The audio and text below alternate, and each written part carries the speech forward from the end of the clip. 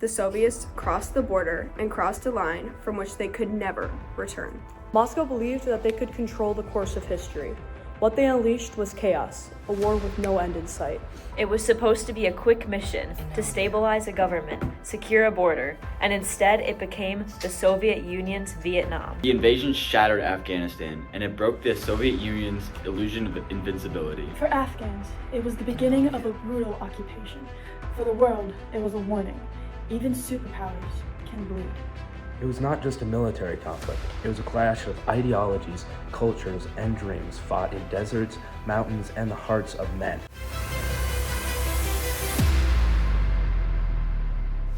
In the late 1970s, Afghanistan was stuck between two superpowers.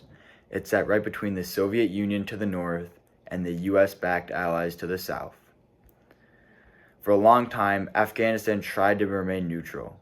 But after a communist group called the PDPA, the People's Democratic Party of Afghanistan, took power in 1978, everything changed. The Soviet Union thought it was gaining a new ally, one that would help it control more of Central Asia, but the government moved too fast. It brought in land reforms and changes that angered a lot of Afghans, especially in rural areas. Revolts started breaking out across the country. The Afghan government was losing control, and Soviets started to worry. They thought if Afghanistan collapsed, they might lose influence over the whole region. So, on December 24th, 1979, Soviet troops crossed the border. It marked the start of a brutal war that would last nearly a decade and change the Cold War forever. Behind the invasion was a deeper fear. Afghanistan's leader, Hafizullah Amin, had become a liability.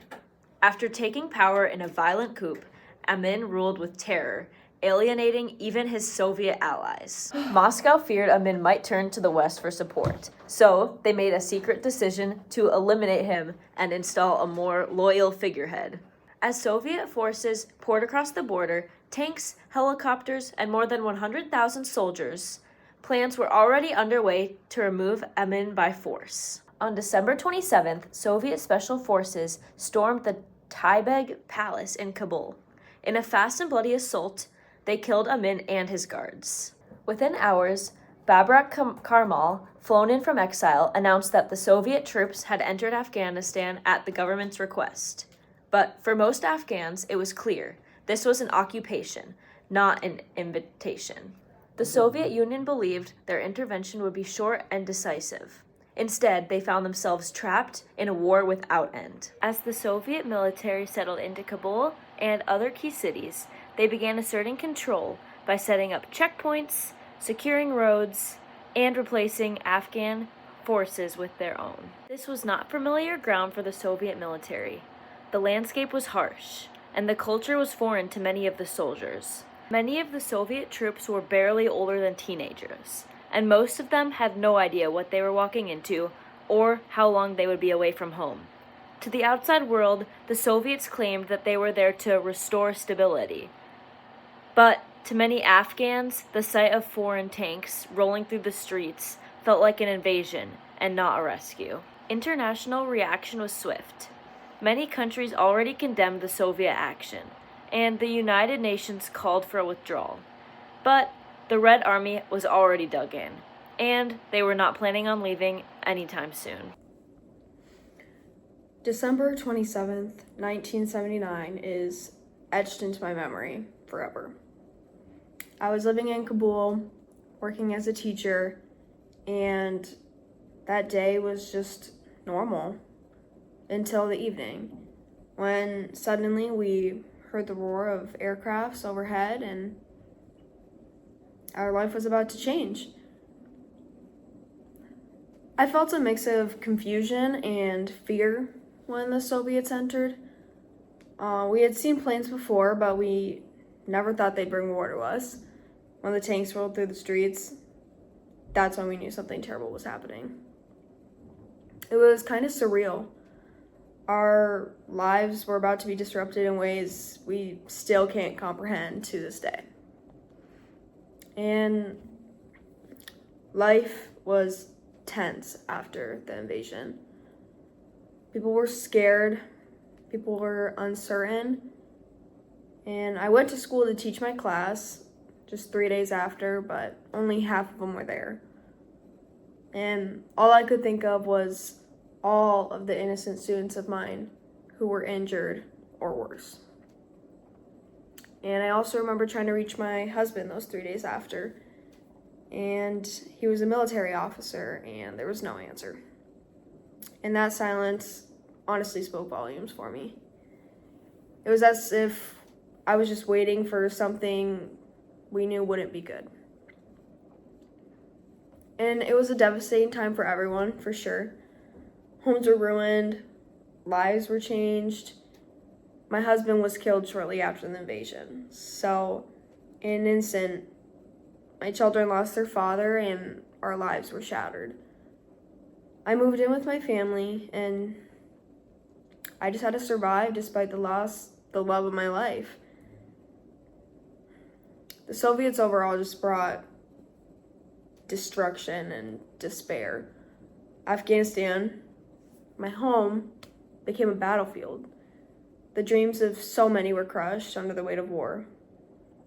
And the Democratic Republic of Afghanistan faced huge challenges with their economy and rebuilding villages that were broke. But despite it all, I fought for some normalcy in my children's life, and I just have a goal to surround them with love and hope for a thriving home and country. The whole world had their own response to the Soviet invasion of Afghanistan. For example, the United States launched their Operation Cyclone, which was one of the longest and most expensive secret operation in its history. Through this program, the US, Pakistan, Saudi Arabia, and different other countries provided arms, money, and trading to the Afghan Mujahideen fighters. The US didn't want to directly conflict with the USSR, but instead, they just wanted to weaken the country of the Soviet Union by dragging them into this costly and prolonged war. On a global scale, this became a really big escalation of the Cold War. Soviet aggression was heavily condemned by President Jimmy Carter, and he even stated that it's the most serious threat to peace since World War II. So this is 1980s. The US led a boycott of the 1980 Moscow Olympics, with economic sanctions also being paired with this and being placed against the Soviet Union. During this time, NATO, the North Atlantic Treaty Organization, strengthened its military positions, fearing for more conflict throughout the world.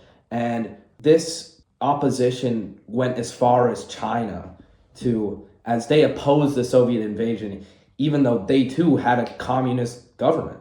Throughout the war, the focus on Afghanistan really shifted from the future of it and the actual politics, and the US really focused on weakening the Soviet Union and their power and trying to tip the Cold War into US's favor. This led Pakistan to be a stage of a proxy war rather than a true civil war. And it's just two major powers using local forces to fight against each other, because the US had trained Afghan soldiers to fight against the Soviet Union. And this all happened while the US never really faced the Soviet Union directly in battle.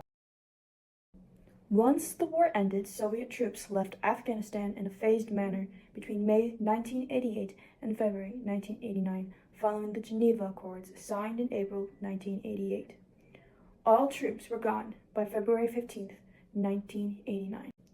Michael Gorbachev saw the Afghan intervention as an increasing drain on the Soviet economy, and the Russian people were tired of a war that many Westerners referred to as Russia's Vietnam. Once all of the Soviet Union had left for good, both countries dealt with the aftermath of the occupation, including the Afghan Civil War and the fall of the Soviet Union. The human cost was staggering. An estimated 1 to 2 million Afghans lost their lives. Millions were wounded, and around 6 million became refugees, fleeing their home for survival. Afghanistan became what we historians call the Soviet Union's bleeding wound. It was a humanitarian disaster on a scale Moscow had never seen before, and it shattered the myth of Soviet invincibility. The invasion laid the groundwork for the emergence of extremist organizations like the Taliban. What began as a small group in the 1990s soon grew into a dominant political and military force in Afghanistan. The Soviet invasion also triggered a shift in U.S. foreign policy. During the Cold War, the U.S. saw Afghanistan as the golden opportunity, a chance to bleed the Soviet Union without ever making direct confrontation. While the invasion of Afghanistan didn't directly cause the collapse of the Soviet state, it acted like a massive accelerant, speeding up the downfall of a system that was already in deep decay. The Soviet economy in the 1970s was stagnating, paralyzed by inefficiency, corruption, and the crushing cost of the Cold War arms race. Leaders in Moscow expected a quick and easy victory in Afghanistan. Instead, they found themselves locked in a brutal guerrilla war. The war had drained Soviet forces, shattered public confidence, and exposed deep cracks in the empire's foundation. Once Afghanistan itself fell apart, it was only a matter of time before the Soviet Union followed. The Soviet invasion of Afghanistan left the legacy of devastation, extremism, and geopolitical upheaval, and the fall of an empire.